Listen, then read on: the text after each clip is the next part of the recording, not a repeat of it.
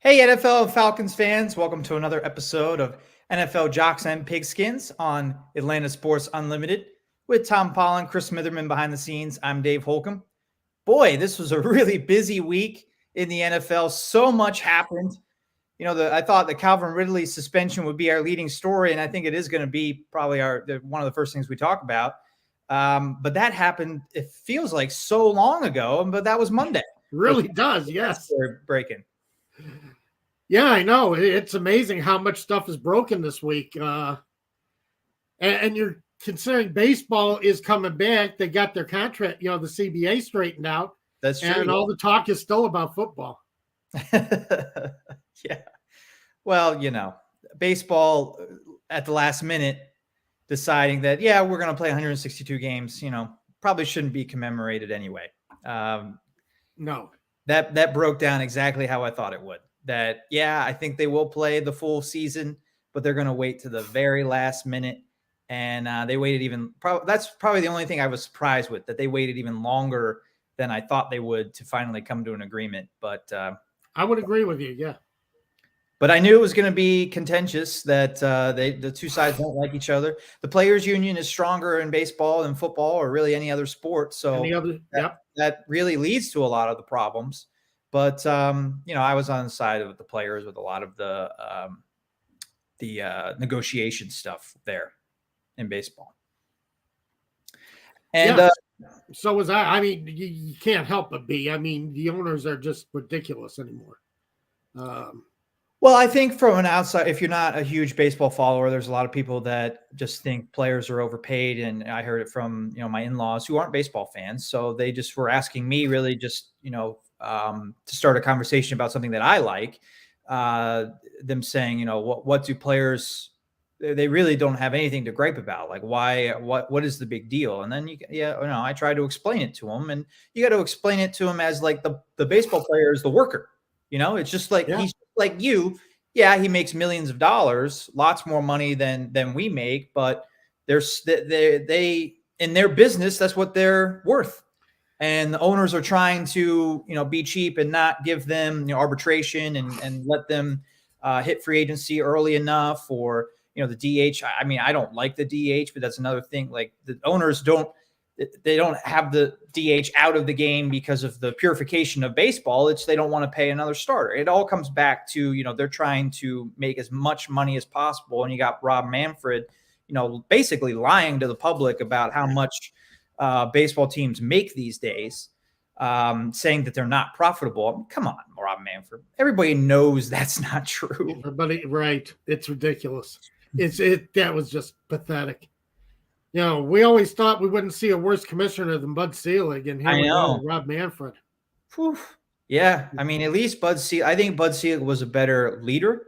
I was pretty young when Bud Selig was commissioner, so I did not like him. And I agreed with you that I didn't think that anybody would be worse than him. But Manfred just being a puppet for the owners, spewing nonsense lies in the negotiations, made me like Roger Goodell. It made me like Gary Bettman. Rob Manfred is really low on the commissioner totem pole right now. Yes, he is. I think I credit all of the problems with this CBA. And look, we'll have a full season, so that's great. But the problems with getting there, a lot of it was on Rob Manfred, in my opinion. Yes, it was. Yeah, it was. And I mean, there's a lot of ways we can go with this, and probably spend the show talking about it. But, speaking as a Chicago Cubs fan that's been priced out of Wrigley Field and priced out of the broadcast package for the television package, I mean, I can't even afford to watch them. And, it's ridiculous to see what, they opened up all these revenue streams and then they want to cry poor. So don't go there with me. Don't even. Yeah. Right. And just we guess we got to get to football. Yeah, we got to get to football. The last thing I want to say about Rob Manfred, they could have let spring training happen. They could have, not threatened to cancel games and negotiated as the season went. There was nothing wrong with that. that was not against the rules. It wasn't like they couldn't play the season without a new contract. They could have played the 2022 season under the previous CBA while negotiating for a new one. But Rob Manfred and the owners say, no, I mean, we're going to lock you out because that was a negotiating tactic, that they're going to shut down the players and their wages and hope that they cave to what they want so that they can get paid this season a full salary. Right. And then you want to go in front of the media and say, well, first and foremost, we're really working hard to get to a new CBA for the fans. No. If this was all for the fans, if this was all for us, then you'd be negotiating in good faith, letting the players do free agency, go to spring training and play the season on time, and negotiate a CBA as you go, not shut out the players if it's all about the fans. Right. Exactly. That's what it was all about, is negotiating tactic. And then they took their time as far as even negotiating. They didn't negotiate for 90 days or something, 60 days. Right. I think a lot of people on Twitter were like, it was like a kid finishing his homework at the last minute. And okay, maybe you got an A- or a B+, whatever, but why did you wait for the last minute? And anyway, that's our baseball talk for the day. But you can get a lot more baseball news on Atlanta Sports Unlimited. Yes, Tom did a great job of plugging our channel, which I don't think I do enough of when I'm hosting the show. And Tom did mention the channel last week to subscribe on YouTube to Atlanta Sports Unlimited. You could also follow us on Facebook. Follow us on Twitter at TJ Pollen, at DM Holcomb. But the page is growing on YouTube, the channel, Atlanta Sports Unlimited. You can get all your Georgia sports coverage there. It's an exciting time for Georgia with the Atlanta Braves, the defending World Series champions. Georgia football is going to have their spring game coming up in a few weeks, and they're defending champions. So get all your Georgia coverage on Atlanta Sports Unlimited. Absolutely. Yeah, there's a lot happening in Georgia for sports that's coming up. It's going to be interesting. Absolutely. We'll see where Freddie Freeman ends up too. Yeah. I thought for sure that he'd be a Los Angeles Dodger, but last I saw, he's between the Yankees and Braves. Yeah. Hope the Braves get him back. I hope so too. I really hope so. I'm actually got a season ticket package for the Braves, 27 games this season. And I really want to establish some fandom for some of the Braves players. And Freddie Freeman's going to be at the top of the list if he's back in Atlanta. So I really hope the Braves do sign him. Let's get to Falcons news. The big discussion early in the week was Calvin Ridley and his suspension. And then at the end of the week, it turned to Matt Ryan and his contract. Late Friday night, the Falcons restructured Matt Ryan's contract officially. It was reported in the afternoon Friday that they were in the process of doing that. And there was some pushback from most notably Orlando Ledbetter from the AJC saying that it hasn't happened yet. Well, I think the original report from Pro Football Focus, they just kind of misworded it. They said restructure. They should have said they're working on a restructure contract. That was really the news Friday afternoon. And then officially the contract was restructured about 10 p.m., 10:30 Eastern time last night. Right. So, where do you want to start? And commenters can push the conversation where you want as well. Send us your comments live if you're listening as we are live on Saturday afternoon, Saturday morning, elsewhere in the United States. But we're going to spend most of today, on Matt Ryan's contract, the implications of that, and then, Calvin Ridley fallout for his suspension due to gambling on the NFL following his, mental health break last season. So where do you want to start from? I really thought we were going to start with Ridley, but this late news on Ryan, especially with what I talked about last week, I thought the Falcons had this was an ideal time where you could move on from Ryan. You take some dead cap hit this year, but you clear a lot of cap in 2023. And, you get a contending team that gets a quarterback at below the cap hit, and then you get the Falcons getting all this cap clearance that they could use to start really building a foundation for the next playoff team that they want. And now all of a sudden, the Falcons kicked the can down the road one more time. And I haven't looked at what it's going to. I don't think we're going to know exactly what it's going to mean for 2023 until we see some more what other moves the Falcons make. But, you're just extending a situation that's untenable. You can't win this way. You can't win with this defense built this way.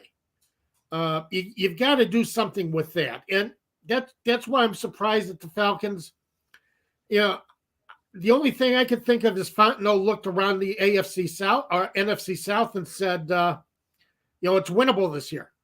There's no quarterbacks. We can maybe win this thing. But, right. It's not going to take you to the Super Bowl. It's going to take you to a first-round exit. And there's not much else you can do. How are you going to build this team?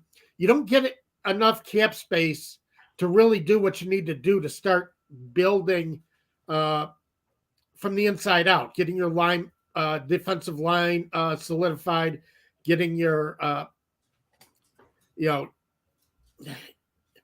linebackers. You still got to sign a Luakon at some point. Yeah. Yeah, well, I think they'd like to sign him. They'd like to sign Russell Gage because, as we'll talk about with Calvin Ridley, they have no wide receivers, as we discussed previously on the show, I think 2 weeks ago.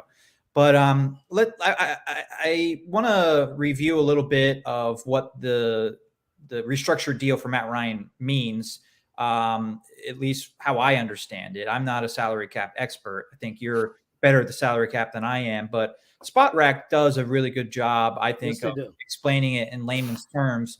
And from what I understand, with the restructure of Matt Ryan's contract, the Falcons have opened up $12 million of salary cap space. Yeah. He's going to be a $36.6 million cap hit, Matt Ryan is, instead of $48 million, which would have been an NFL record. It just was not a sustainable cap hit. No, couldn't do it. And before the restructure, next year, Matt Ryan would have been a $43 million cap hit. So the cap hit was actually going to drop by about $5 million. But now with this restructure, it goes from $43 million to $46 million, almost $47 million, $46.6 million cap hit for Ryan next year. And then there's some money that's going to carry over into 2024 through 2026. Now, Ryan did not get any years added to his contract. He's still going to be a free agent following the 2024 season after he turns 38. He'll be 38 next May. He's turning, wait, did I get that right? Yeah, I think he turns 38 next year, right. He turns 37 this May, and then he'll be 38 in 2023. Right. So he'll be a free agent at that point.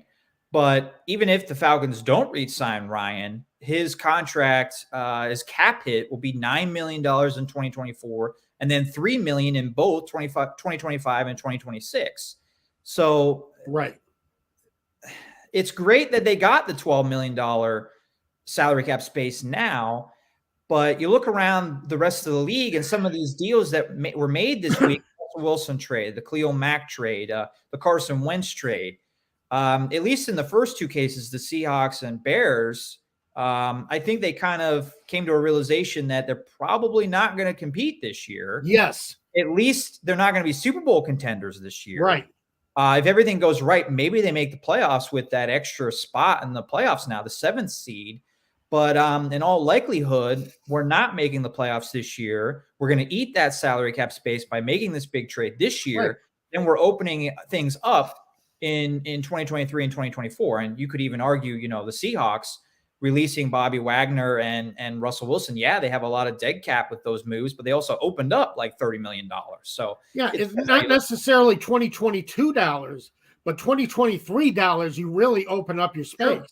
True. Especially with Wilson. I think Wagner was in his last year, so that didn't affect 2023, but the Wilson trade did. Yeah. because So the Seahawks were doing the same thing. They kept kicking the can down the road, kept trying to restructure Wilson and building a team around him.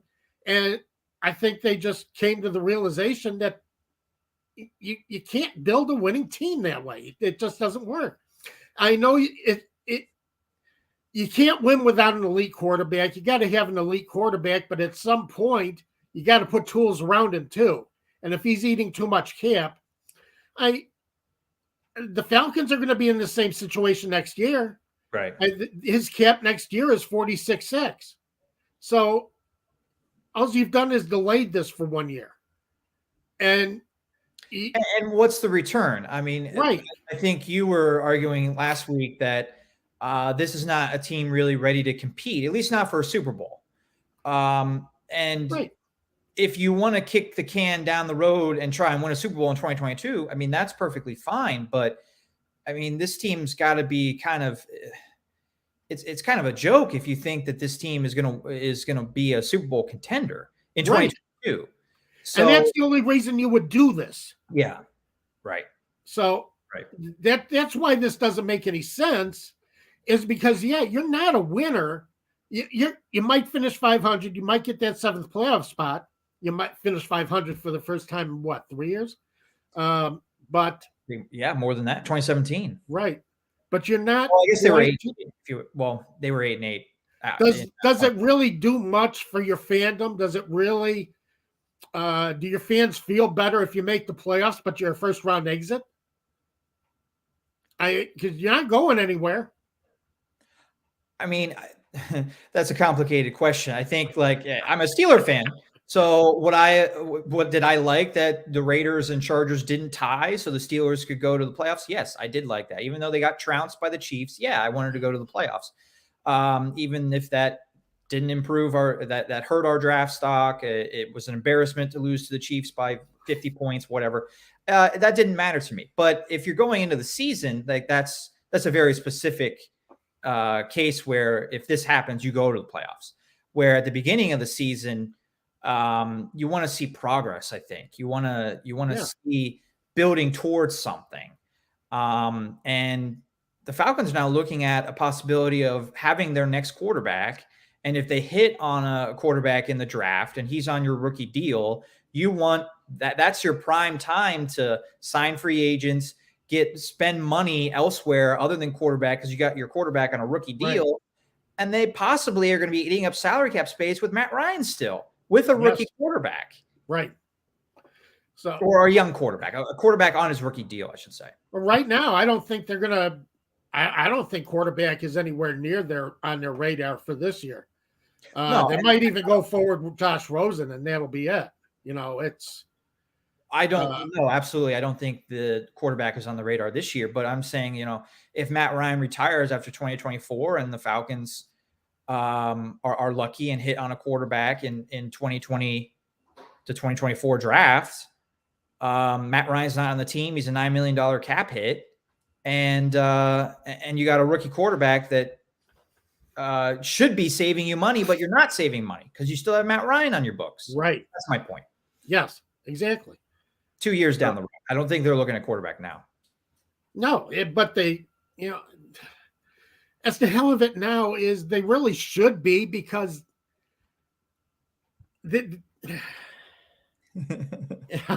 well, after not drafting a quarterback last year, when it was a really good quarterback class, at least going into the draft. Yeah, exactly.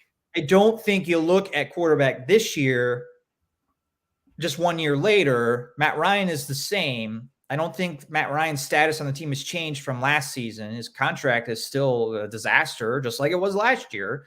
And the quarterback class is weaker, much weaker. It's not even close. These quarterbacks, in most cases, are not even considered top 10, top 20 players in this draft. So you're not drafting a quarterback at number 8 if you're this year for Atlanta. If you do that, then I think your whole plan of drafting the best player last year and passing on Justin Fields kind of blows up in your face. But that's just me.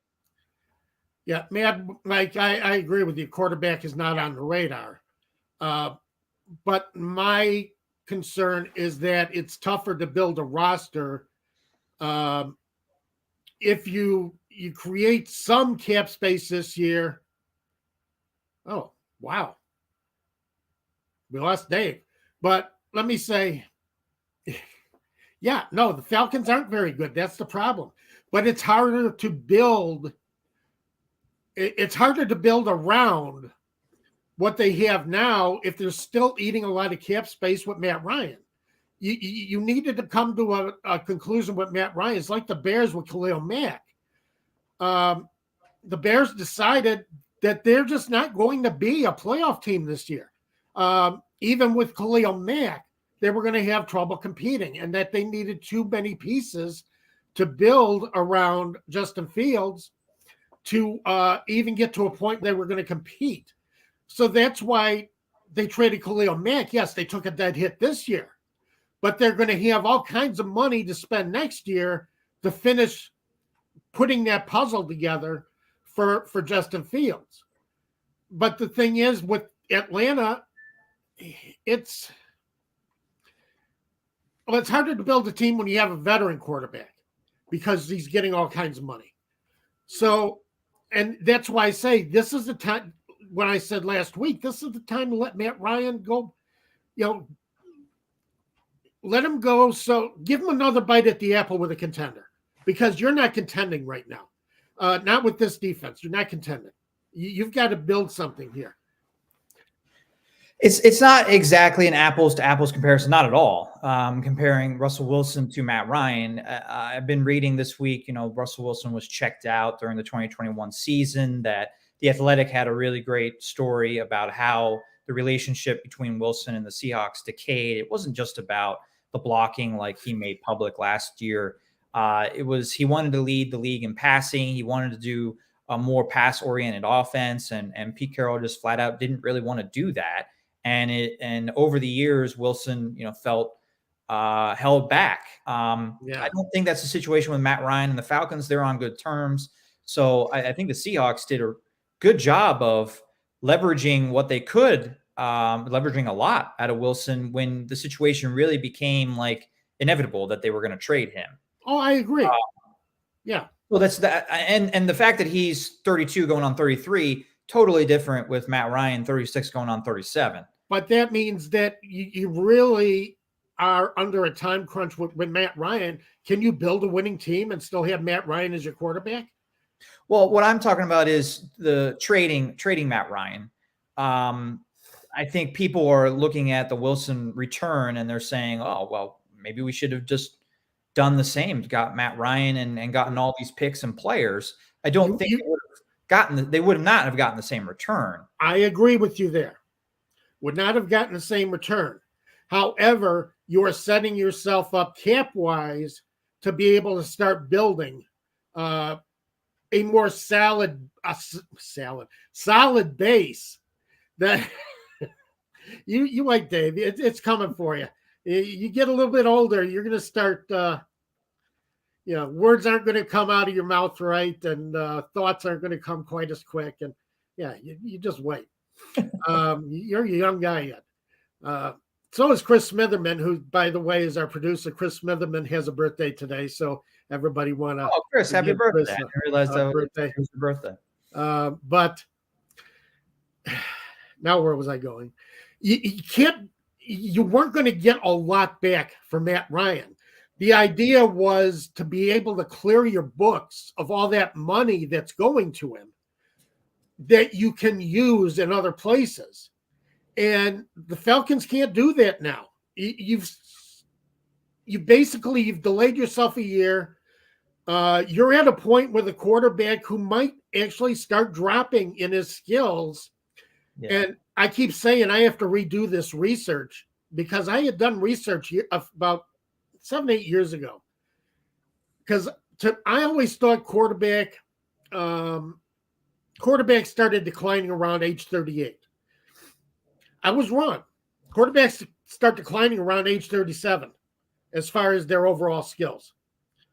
So, and their overall ability to throwing ability, yardage, passer rating. You Reflex, start seeing definite drops in output when you turn 37. What'd you say, Dave? Well, I said reflexes. Your reflexes just get a tad Yes. slow. And that can be the difference between a sack and a completed pass, or a completed pass and an interception. So, as I say, in the NFL, being open and being covered is determined by split seconds. It's really that close. And as you get older, when you start, when you're a young quarterback, you drop back, you see something, and it's, hit the pass, see it, hit. When you get to be an older quarterback, it's see it, wait, now hit. You lose that split second of timing, and you lose the fact that you might have had an open receiver, and the quarterback has closed the space in the time it took you to finally make that decision to make the throw. To when your mind told your arm to make that throw. Yes. Yeah, that's what I'm talking about. Yes. Right. We have Todd here is arguing that Matt Ryan has been in decline for 4 years. Todd, I think Matt Ryan's last great season probably was 2018. I'm talking great, like elite season.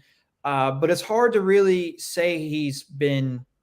I think if there has been any decline, it's been a gradual decline, not off a cliff.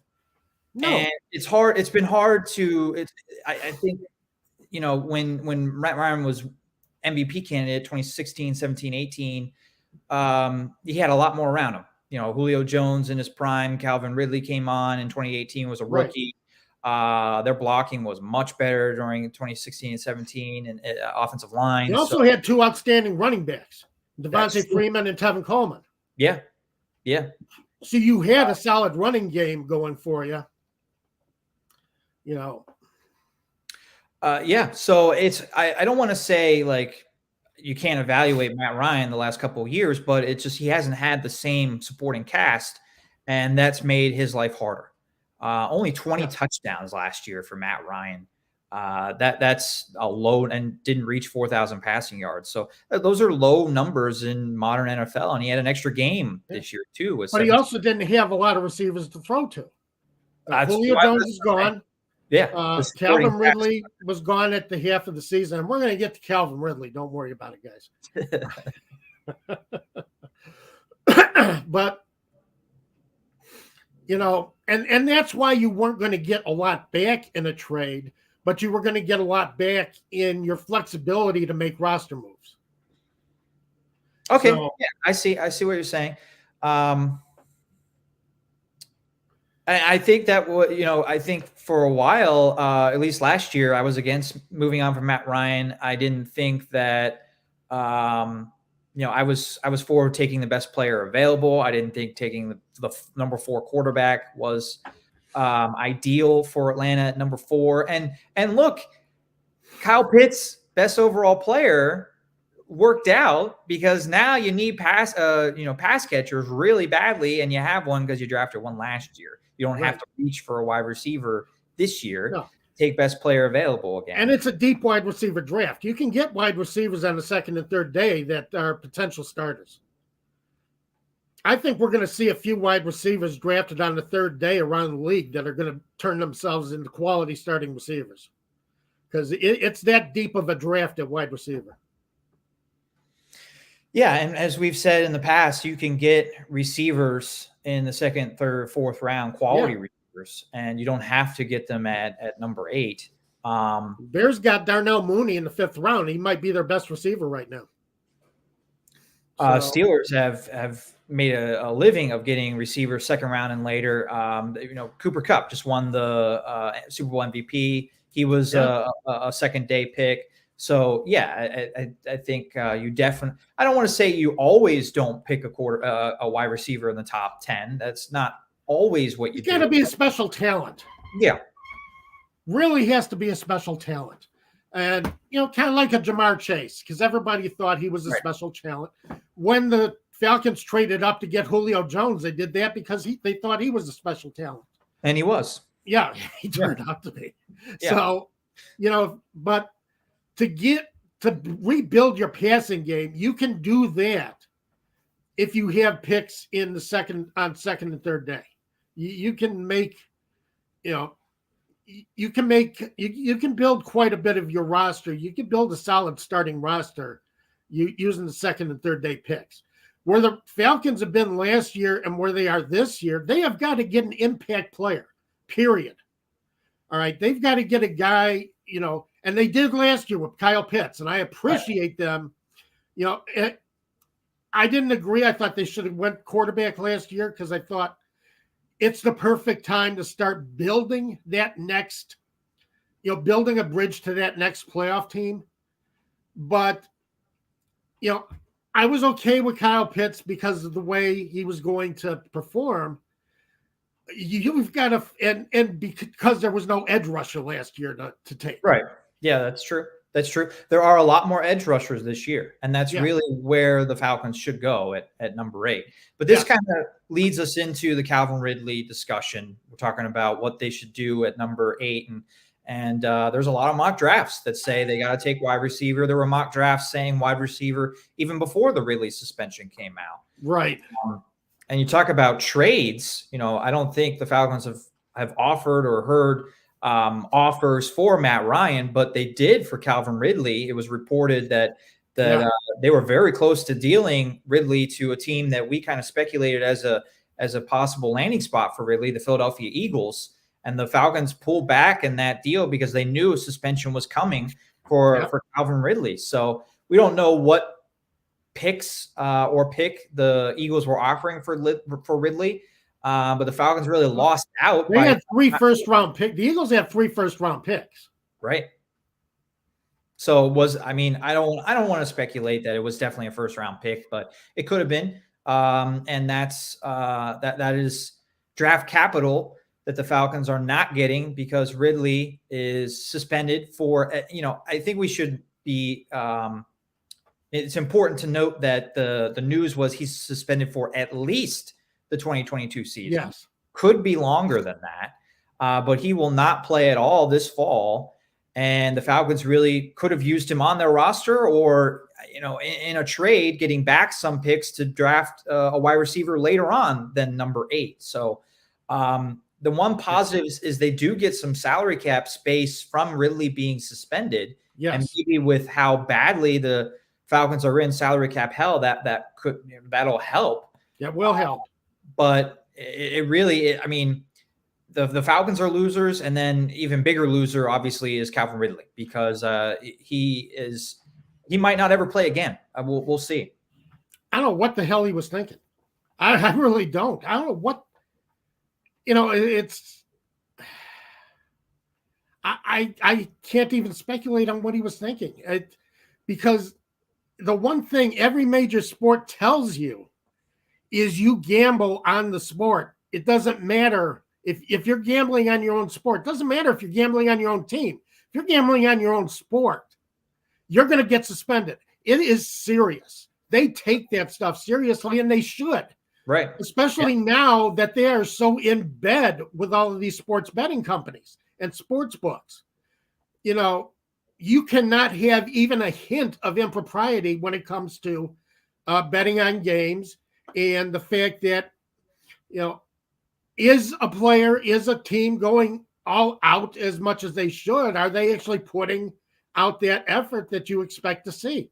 Or, you don't want that question mark in fans' minds. It's not too big of a leap to make your sport into WWE wrestling, where it's basically scripted. Right. But, that's an exaggeration, but still. That's really all you got to say is what asks. There were a lot of people this week saying, "What's the big deal?" There's so much gambling in the NFL now. They promote it. Their sponsors are gambling websites, the ones that Ridley was on. There's fantasy football. So many people watch the game for that, and that's gambling. The NFL came down harder on gambling than they have on domestic violence, this and that, blah, blah, blah.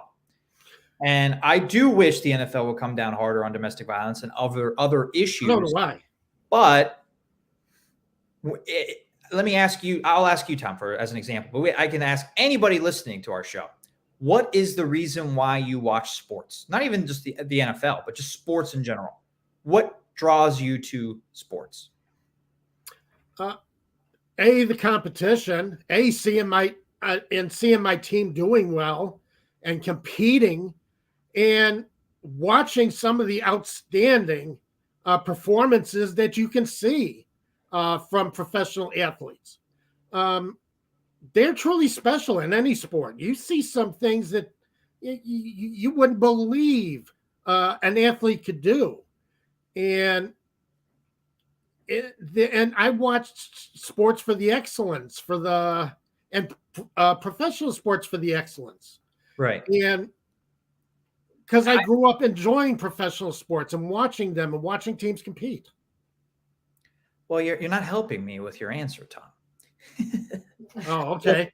No, the point I'm trying to make is I think a lot like you're also. I absolutely agree. I think your answer. I mean, it's your own personal answer, so I can't say it's wrong. But I watch sports for the do, but I also watch movies, television shows for the excellence as well.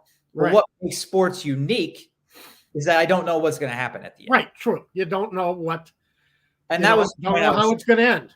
I was trying to make the point that we tune into sports instead of just watching movies or just watching TV shows, because those things are scripted, and it's great to watch a movie you've already seen and you know how it's going to end, and there's enjoyment in that. But anytime you turn on a sports game, anything can happen. Anything, right? You could see something you've never seen, no one has ever seen before, and that is what is so exciting about sports. And when you take that away, or even the hint of taking that away, that possibly this isn't 100% like not scripted, then sports loses its appeal. It loses its uniqueness, I guess. Yes. It loses its uniqueness that makes it different from all those other things that I just mentioned. So that's why the NFL and sports in general just come so hard down on gambling. And I know, I'm preaching to the choir here with Tom, but I just saw so many people on Twitter saying, what's the big deal? And I'm just trying to remind those people again why it is such a big deal, and why Ridley's suspension is why what Ridley did is so serious, and why he deserved the year-long suspension. Yeah. And you got to look at it this way too. I know the investigation said, well, this was done without the knowledge of his teammates, without the knowledge of the organization. He acted on his own. He was already sidelined. And so he didn't have any impact on the games. Well, how many friends does he have on the team? How many friends did he tell? Did he text, say, hey, I'm betting on you this weekend? Yeah. It's, and if it's already a rule too, that if you're on an NFL team, you're not allowed to do that. And even though he was away from the team, he's still on the roster. So he's still, like, if he had been smoking marijuana, right, then he would have been subject to, or even just taking steroids. If he was taking steroids, then he would have been subject to a suspension for that too, because he's still in the league. He still has to follow league rules, and league rules say you can't gamble. The problem with gambling, it's almost ruined sports 3 or 4 times. It almost killed baseball in 1919 when the White Sox threw the World Series. Mm-hmm. It killed East Coast college basketball in the early 50s, not because they were throwing games, but because of point shaving, where they were betting that they would still win a game, but maybe not as many points as the spread. So, even something sounds as innocent as point shaving, because you're not betting on yourself to lose, it still made an impact on the sport, and people lose confidence in the sport. People lose confidence in the game, and you cannot have that. Yeah.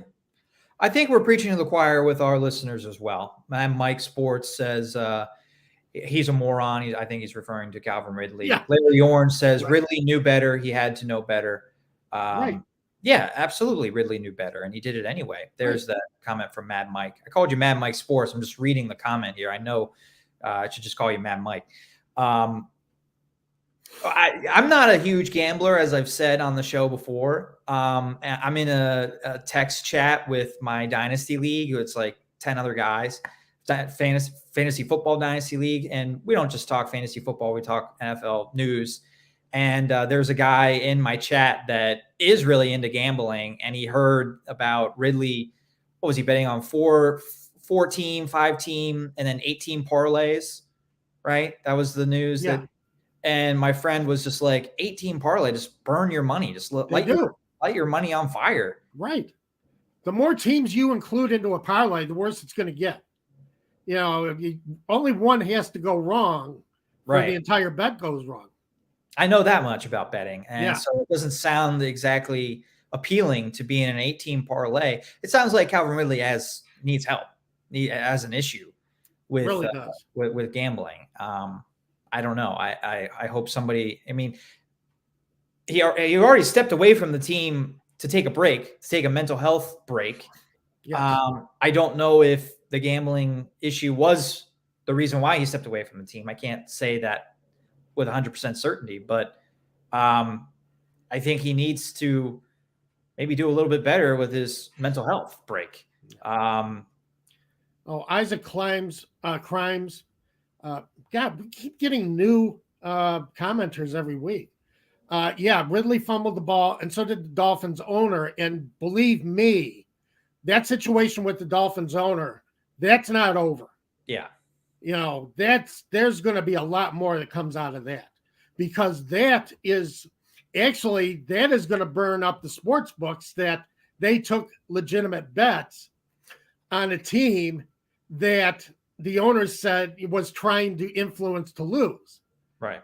You know, and you're going to get burnt the other way, because now you're in bed with those sports books, and they're going to be putting, you know, when it comes to money, the NFL is all about money, and they're going to be talking about, you know, we are in bed with you, we are sponsoring you because your sport is absolutely legitimate. Plus, it's the easiest to bet on in all of sports. But, you know, that's besides the point.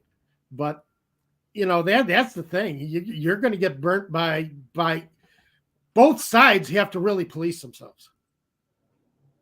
Well, all this talk has me thinking about Prize Picks, our sponsor here on the show. Yes. You can download the Prize Picks app, get started, the best fantasy game on the market when you sign up. Use the promo code ASU. That gets you a 100% match on your first deposit. Your first deposit can be up to $100. So you can get up to free $100. Just download the app, sign up, and use the promo code ASU. You're also supporting us. So if you like the show, if you like Atlanta Sports Unlimited channel, you're supporting our channel by using that promo code when you sign up for Prize Picks. And no football, obviously, to place an entry on in the app, but NCAA tournament is coming up next week. Baseball season is starting. So there's a lot of other sports that you can place an entry on while we wait for the NFL to come back in August. And Todd, it's Floor's word against the owner, but they're also supposedly a witness that was part of that. So that's why I'm saying that we're not out of the woods on that one yet by any means. There's more investigation ongoing, because Flores, it's not just Flores' word. There's also supposedly a witness that they're talking to about that situation. So you're right. We don't have absolute proof, but if we do, I'm spelling out the problem that you're going to have with the sports books that are paying all this money for sponsorship fees. You know, depending on how that investigation turns out. Yeah, I don't think we've seen the last of it, as you said. There'll be something coming out about that. And I mean, is the Cleveland Browns owner in jeopardy of this too? Hugh Jackson said that he was offered similar. I don't know. Had similar conversations that the Browns wanted to lose games too.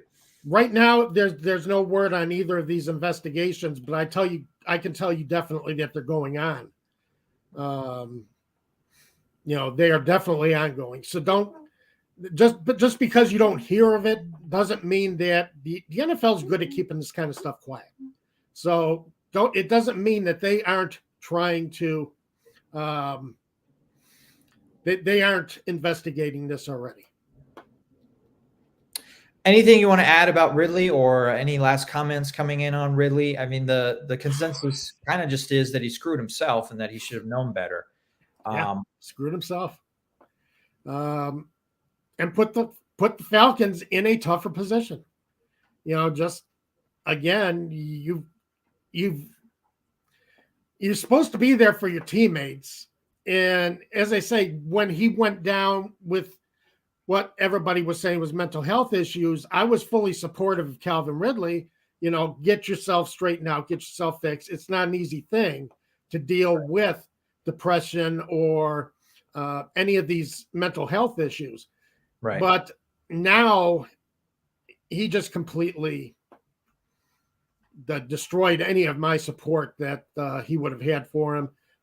He did something stupid. He did something that hurts his team. That's hurt him, also hurt his team, because they can't get any kind of return for him now. Yeah. Yeah. And he's going to be, let's see, I'm going to look up his age here.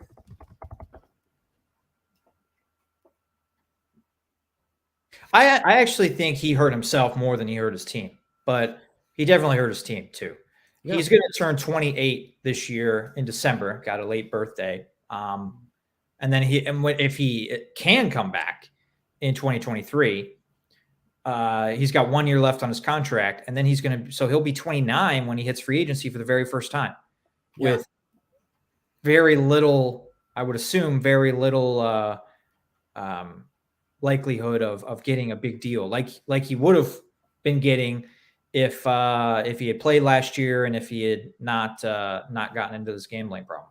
Right. So, he's not going to get. He might get a prove-it contract, but that's about all he's going to get. Do you think he'll play for the Falcons again? Assuming he plays in 2023. So no. So his trade value has just dropped too, because the Falcons trade value is gone. What will they get for him? 6th round pick? If that. 5th round? 7th round? If they're lucky. A bag of used footballs. I mean, it's yeah. So practice footballs, I don't know.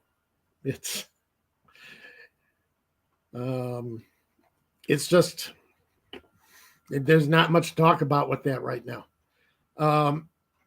As far as wide receiver, as far as the draft goes, I still, it doesn't affect them because I still think they need an edge rusher.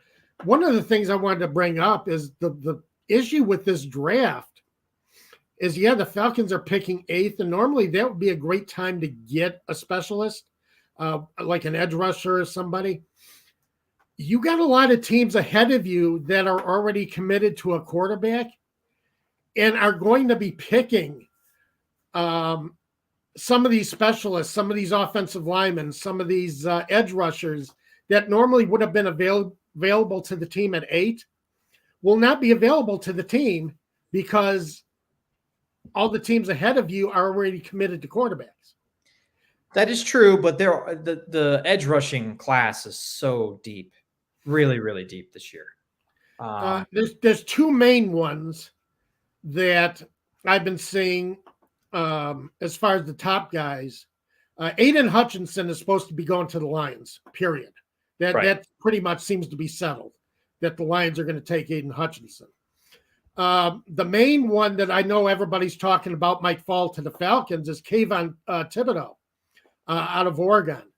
And seems to be, again, not a definite start. He's not the, being in the top 10. He's not that projected where you could say this guy is a real difference maker, real Pro Bowl prospect. He can be. He's got the potential to be. But I hate drafting potential in the top 10, but I don't think the Falcons have a choice now. He might not be there at number 8. I mean, there's talk of him being in the top 5. Yeah. And the only reason why he might be at 8 is because he didn't perform well at the combine. His stock is falling a little bit. And it might fall, to the Falcons at number 8. But I did a story on him possibly going to the Seahawks at number 9, and one of the other Seahawks writers at heavy.com said, I think it's more likely he goes number 1 overall, which I don't think he'll go number 1, but no, there's talk like before the combine, he was a consensus top 3 pick, I would say. Probably before the combine. Yeah. I didn't really start looking at it until the combine started. Yeah. And I started looking at the combine players, started looking at their rankings and what they were doing. That's the one problem with the combine is you should not be raising or dropping your draft stock because of the combine. Once you see the combine, what you need to be doing is go back to the film and reevaluate your film. If you have question marks of a player because of the combine, don't just take the combine and say, well, he may not be as good as we thought. He's lost some points with us. No, always go back to the film. Don't take the combine itself as an evaluation for a player.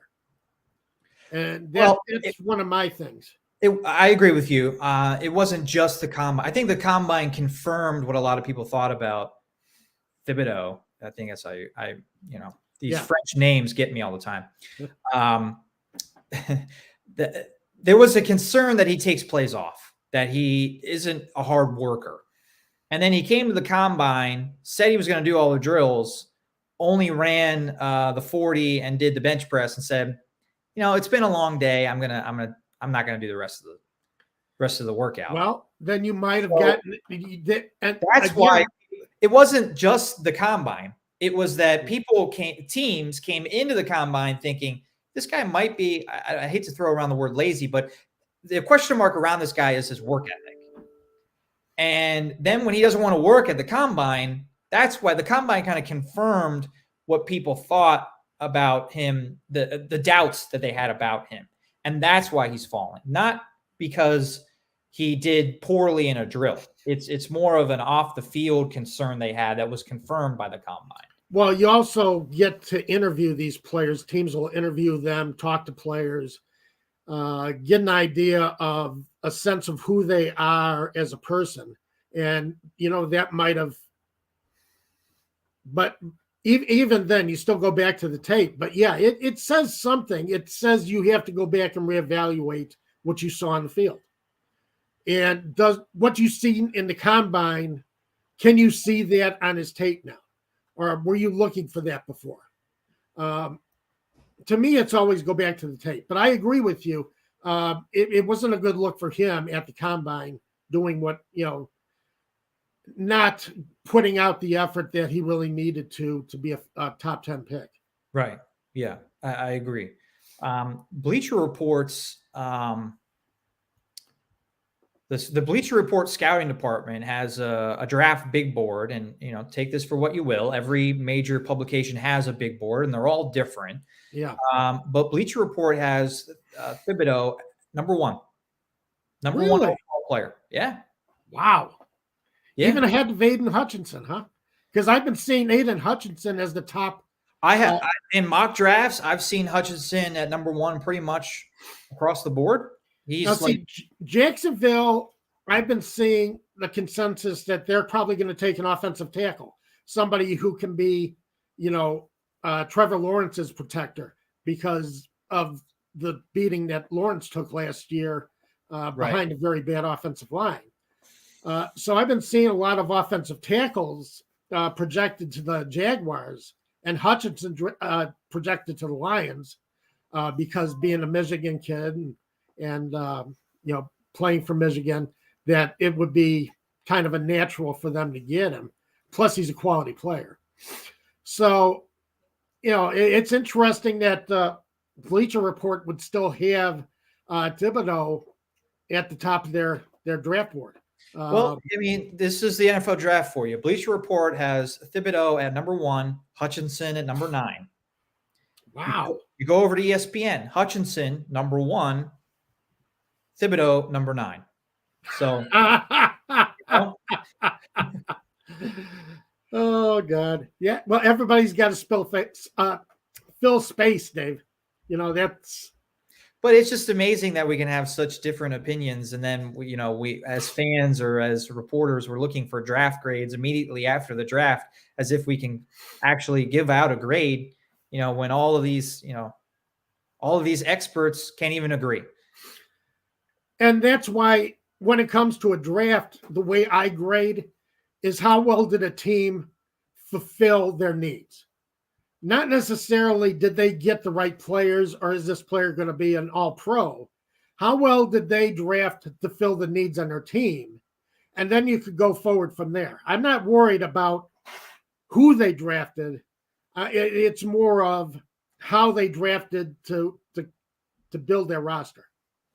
I want to address a question from Larry Orange. He says, considering their past history, should the Falcons draft someone from Georgia? And I think that's always a point of discussion among Georgia fans. Georgia, there's a lot of people that root for both teams, and they would like to see the Falcons invest in more UGA players, because especially the last couple of years, UGA producing a lot of talent. With UGA being a national champion. Yeah. Right.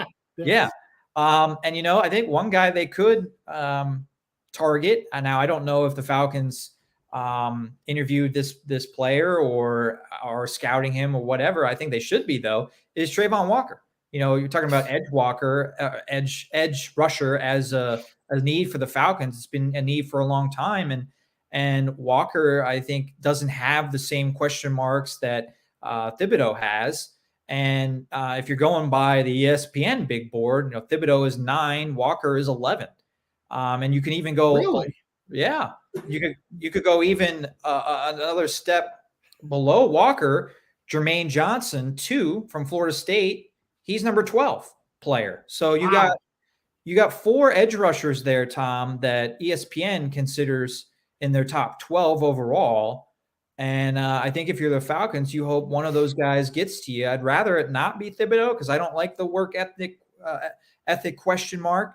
But he's got a lot of talent, and so does Walker and Johnson. Hutchinson, I don't think is getting to number 8. But the other 3 guys, I think Walker and Johnson perhaps. But Daniel Jeremiah, the NFL Network draft expert that replaced Mike Mayock a few years ago when Mayock went to the Raiders. He said on Rich Eisen's show this week that he thinks Walker might have passed Thibodeau because of the combine. So on his latest mock draft, Daniel Jeremiah has Trayvon Walker going to the New York Giants at number 5. Okay. He has Thibodeau dropping to the Falcons at 8. Yeah, Thibodeau is dropping a little bit because of the combine. I would love to see the Falcons get Trayvon Walker. I think that would be a tremendous fit right there. And I think so too. I would love to see it. So, we're going to get a lot more takes. There's going to be a lot more changes and evaluations and looks as we get closer to the draft. We'll have seen a majority of free agency by the time we get to the draft. Right. And so we'll have a better idea of where the needs are going to be for a lot of teams. But if there's a run on those edge rushers in the top 5 and none of those 4 guys are there for the Falcons, then an offensive tackle is going to be there. And yes, I would love an improvement on the defense and more sacks for the Falcons next year. But if you can get, Charles Cross or the NC State tackle, right. Assuming that Evan Neal will be gone by number 8. Evan Neal's going to be gone by number 8. Don't worry about it. Yeah, he definitely will. You're talking about Ekwamu or of NC State? Yeah, I'm not even going to try and pronounce that name right now. The NC State tackle is what I'm going to refer to him today. then you're addressing another need. And that kind of brings me full circle to my point I was making last year, and I mentioned it real briefly today. This is why you draft Calvin Ridley. Really is an perfect example of why you draft best available player. You never know what might happen in the NFL. Players getting injured is the most likely scenario, but players can leave for mental health issues. I guess players can get suspended for gambling as well. That's not very likely, but it happened. And it leaves a huge hole at pass catcher for the Falcons, but they don't have as big of a hole because they went with Kyle Pitts rather than reaching for some other position at number 4 last year. And I think they got to do the same with number 8. Not draft a wide receiver because it's the position of need. You have lots of needs. Get a pass rusher if you can. If that's a reach to get that position, go with offensive tackle. I think one of those two positions is going to be a really great player will be available at number 8 for one of those two. They will have a player they will have an impact player available to them, either edge rusher or offensive tackle at number 8. Yeah. They definitely need the edge rusher. I would like to see the edge rusher. Me too. Because you can't keep going along at the bottom of the league in sacks and quarterback pressures and expect your defense to be able to hold out all game. You know, I don't think the Falcons are bad in their secondary. It's their front that they've got to make an impact with.